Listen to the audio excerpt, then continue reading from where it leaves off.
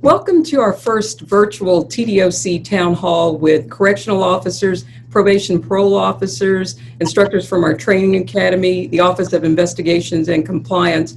These correctional professionals are joining us from all over the state to talk a little bit about their engagement in helping our department meet its mission of operating safe and secure prisons and providing effective community supervision during this unprecedented time.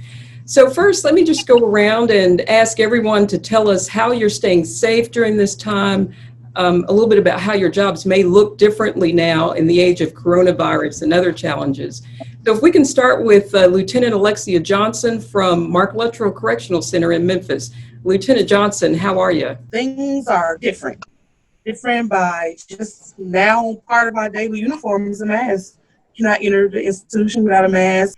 As far as cleaning wise, we're cleaning. My motto is with the residents here is clean, clean, clean, clean, clean, clean some more. They call me like the mother because I'm like the OCD one. Clean. I see a spot. Let's get that up. Let's keep wiping. So we're doing okay. It is a different environment, but we're doing okay. How are the residents there responding? At first, because they don't go on the outside, they didn't see everything that was happening on the outside, so they didn't know how serious it was, but they are responding to it great now. We don't have to say, put your mask on, where your mask at. They just put it on and keep going. Matter of fact, they'll tell me if I got it down too far, pull your mask up. Thank you. I'm sorry to interrupt, but I think we have a special visitor in the room. Commissioner Parker, thank you for surprising us and joining us. Sir, do you want to say anything? I just want to say thank you for what you do. And you told me you had a very important meeting going on with some very important people. I didn't know they were this important, but that's a good looking bunch. Man. I tell you, it's good to see everyone's faces. And I certainly just want to express my appreciation for the work you're doing in these times, especially. Much different than normal, routine and activity that we're used to. But I'm proud to say the job is getting done because of what you're doing. And it's just good to see you all. And it's good to have the opportunity to say thank you for what you do. Any questions from me? Anything? Yeah, anything. This is a shy bunch, Dorinda. Well, We don't take after you. I would like to ask the Commissioner, with us going through this time, which is different for everyone on every aspect of TDOC, as far as us keeping afloat, are you satisfied with what you see on the outside with our work? That I appreciate that question. I have been really impressed with the work that I have seen while we've been in this virtual space, especially when it comes to the supervision of people in the community and the delivery of programs and supervision in the community by utilizing technology. We have, as a department, we have really pushed technology and expressed our desire to move to more of a digital platform because it allows you a lot of flexibility. You can take a class, an instructor in East Tennessee and do a class in West Tennessee. A lot more, it's more convenient, obviously, than having to have everybody in a room together with an instructor. So the virtual space gives us a lot more flexibility. But I've also heard that you guys have reported back that offenders seem to be much more engaged in a virtual setting many times than they are in a classroom setting.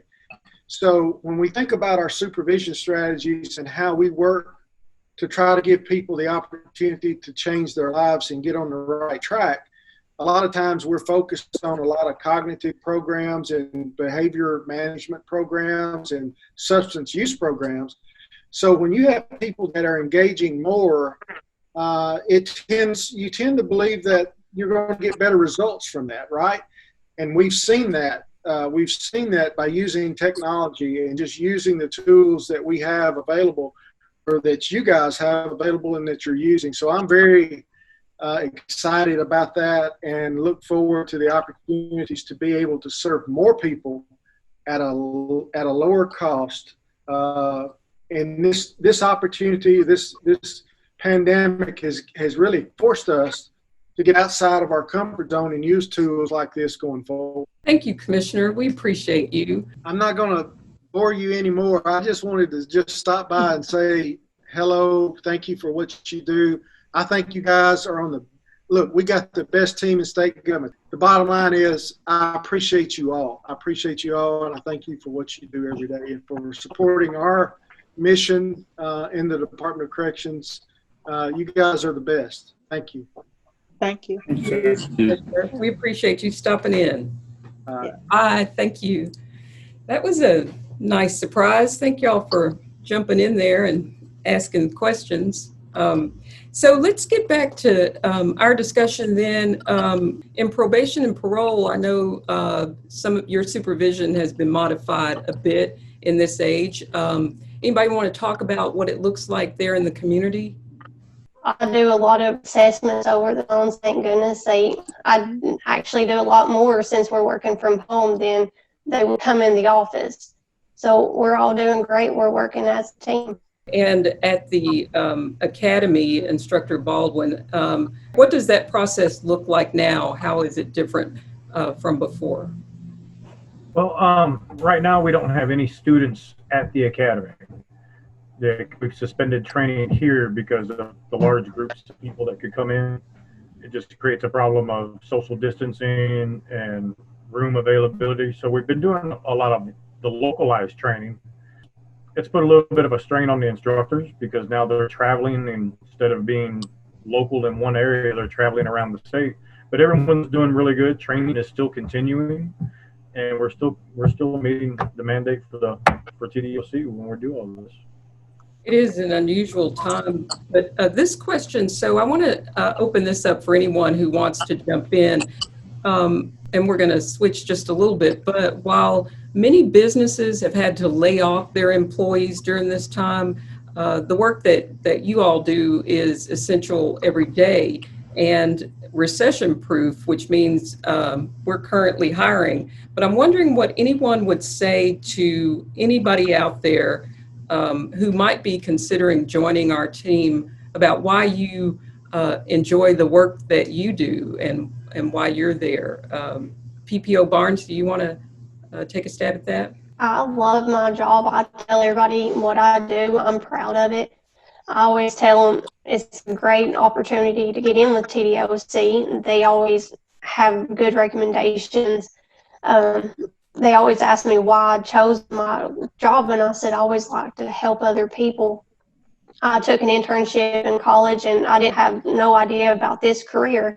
And every time they said, "Why'd you do it?" I said, "Well, when I went, it just felt like I was needed there. I always wanted to help teach people, but didn't want to become a teacher. But I was like, I can help other people turn their lives around." I was like, and I know they can do it. And I was like, if I can do it, you can do it. It's a great job to have, and I love it. We'll never have another career. Anybody else want to touch on that? What about Shawn there at Strikeforce? Within Strikeforce, there's a lot of opportunities to do a ton of different things. I personally came from Riverbend myself, so I spent a few years working within silo walls and working inside of a prison. So it was always good to be able to have that experience on behind me to put forward for anything that we might need to utilize that with going forward. And we have plenty of officers on the team that are from different types of backgrounds.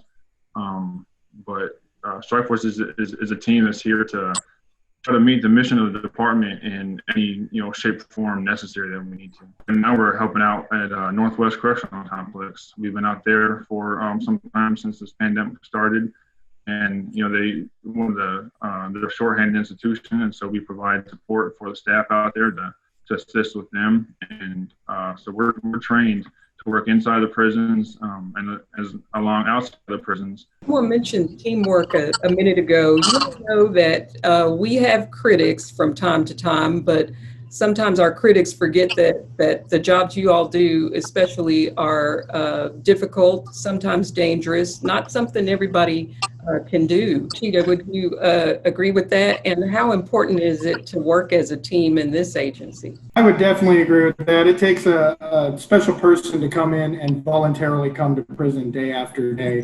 But no matter what, it's a steady job. Like you said, it's recession proof. Here in Nashville, we had the tornado, and then right after that, the pandemic happened, and now we have the protests going on as well. So we've kind of been hit a lot recently, but the steady thing has been twice a month we get paychecks, and we can go to work every day. And that's something that not everybody has nowadays, and it's really nice to have that sort of comfort in knowing that I can have my job because we are essential and we're doing a great job. That is a really good point about the tornado, a reminder that it's been an especially difficult year. Does anybody want to just speak to what a difficult year we've had, and still the perseverance and persistence in continuing to try and carry out the mission in this environment?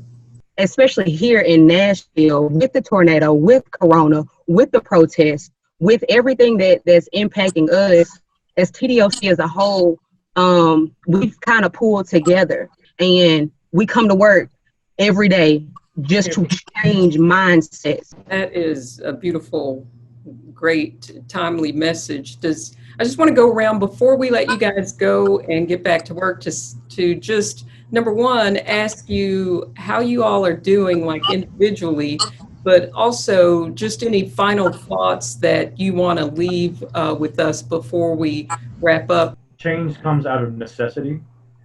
And if you just told everyone a year ago that we were going to be doing regional classes, PPOs would be doing home visits, drive-by, doing it via phone, and institutions would be operating the way they are, everybody would be wearing a mask, people would look at you and say you're crazy. And what we've done in the last 6 months with the tornado and the riots and the COVID and everything else, we have all made a change and we've made it work. And I think it's an awesome job for TDOC. Great point. Thank you. We are, of course, used to working in emergency situations, and it just seemed that everybody already knew what to do and jumped in and made it happen. Corporal Tschida, what are your final thoughts? In corrections, we're kind of forgotten frontline workers. Everybody always thinks about the firefighters and the police officers and the medics, but they kind of forget about us. And our job is inertly dangerous as it is, coming to work every day and dealing with these criminals. And then you add in potential getting infected with Corona and things like that. And it really shows the strength of the department that we've been able to continue to fight through all of this. I think just the adaptability of everyone to, come together and be able to adapt to all the changes that we've seen this year. I see probation and parole officers, working in prisons, and that's not something that you ever see on a daily basis, and, people are stepping into, situations, that they're very uncomfortable with for the first times. And, you just have nothing but good things to say and, respect for people that can do that. Great. Well said. Thank you. And PPO Brooks, you want to wrap us up? As far as community supervision, it is difficult. It is hard. And just to put something else out there in the atmosphere, it's actually hard to be a probation officer in a marked car, being an African-American woman in the situation that we're in right now with the protests, because now we have a target on our back. Or our officers in the facilities coming out of the facilities with a badge on their chest. And people don't know that we're here to help and not hinder. So I think if we put it out there on the forefront that we're not here to put back, we're here to help. We're here to motivate and reduce recidivism. And I think that's what we're doing as a whole. So piggybacking off of all of my colleagues and my co-workers, we're doing what we can with what we have. And I think we're making it work. We just have to keep pushing. Keep pushing. That's a good place to wrap up. I think you guys are just a great representation of our department.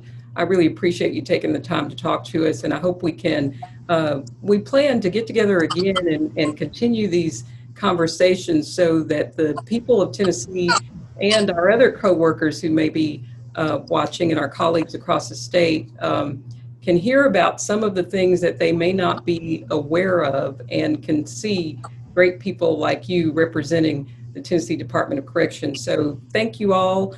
I appreciate your time. Stay safe, and we'll talk soon. Thank you. Thank you. Thank you. Bye.